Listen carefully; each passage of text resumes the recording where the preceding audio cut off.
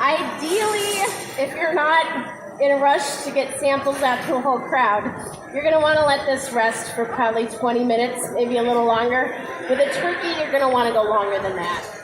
So I'm going to pull this off the board. Doesn't that look beautiful? The color it's just amazing. So, you can see how I did that little trick with the skin to kind of truss the bird. Just going to cut through that. Now, sometimes if your chicken is cooked well, your drumsticks will just pop right off. You want to take your bird to about 160 and then let it rest. It'll usually rise up to about 165. I think if you have a really old meat thermometer, like I think I have one that was probably my grandmother's, and it says poultry 185. You are going to have sawdust when you carve that thing. It's taking it too far. So nowadays, food safety wise, 165 is plenty for poultry. Same for turkey. So I'm going to separate the skin here from the leg and the breast. And I'm going to just start by pulling at that drumstick. Let's see. And just kind of cutting away there. And you can see it just comes right off. And all I'm doing is cutting through the skin, which I personally think is the best part. It's just beautiful mahogany. I'm going to get a platter, and I'm going to try to plate this so it would look nice on a Thanksgiving table so you can kind of see how to do that. We've got this beautiful platter from over here from one of our potters.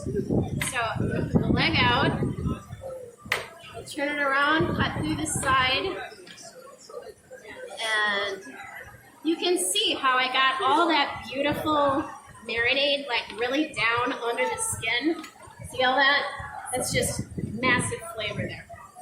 So next, I'm going to cut along one side of the breastbone. I'm not going to cut through the bone. So you just kind of locate that bone with your knife and you go down. Now, the wishbone is kind of a trickier thing to get through. It's sort of shaped like a V and it's right here.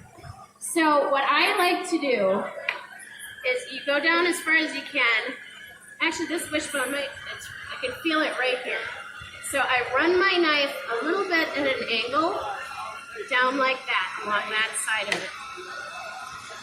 And then I'm just going to keep going along that breastbone. This looks lovely.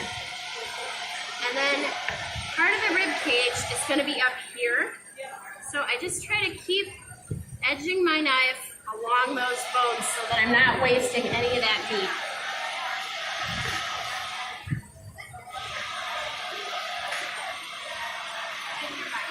Okay.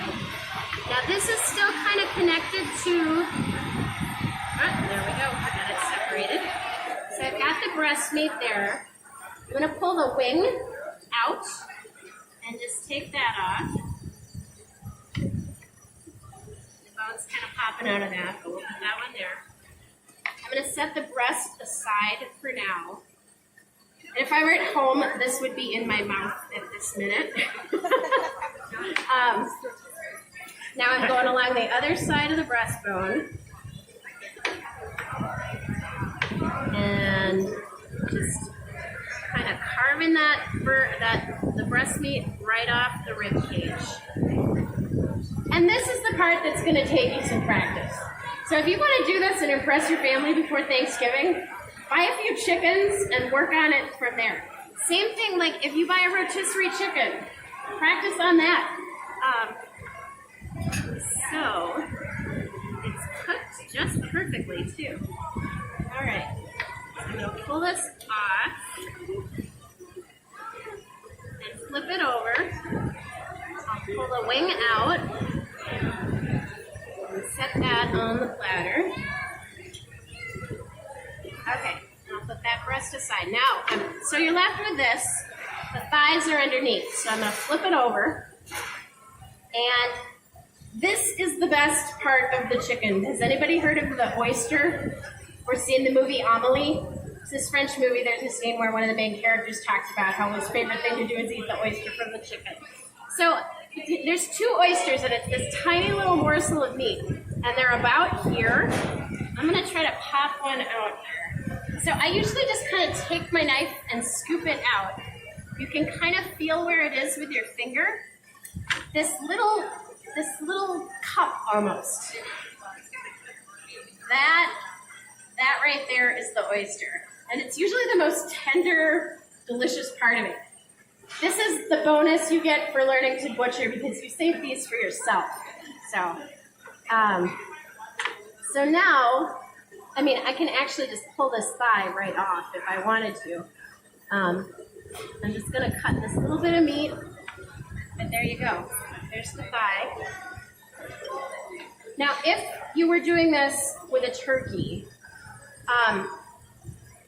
obviously it's gonna be much larger. You're gonna wanna cut some of that meat off the thigh. The way I would do that is you feel where the bone is. The bone is going along here, and I just run my knife along the side of that bone, and this is gonna look like a small amount of meat on a chicken, but you just kind of pull that off like that, and then it'll be kind of big. You can cut it into slices, and like this. And you try to keep it together so it looks nice on your platter. So I'm just gonna put this one on here on the bone. I'll take the next one off. Or actually, it is, okay. So then with the breast, you know, with a chicken, you could just cut it in half and serve someone a whole piece. But you can just cut it into nice slices like this. You know, with a little bit of the skin and everything. When you're doing a turkey, a lot of times what will happen is you're gonna get this flood of juices coming off of it. Try to save that. Save that and add it to your pan sauce. So there's the wishbone. Just pull that out. I'm gonna keep this together. And then cut the last breast.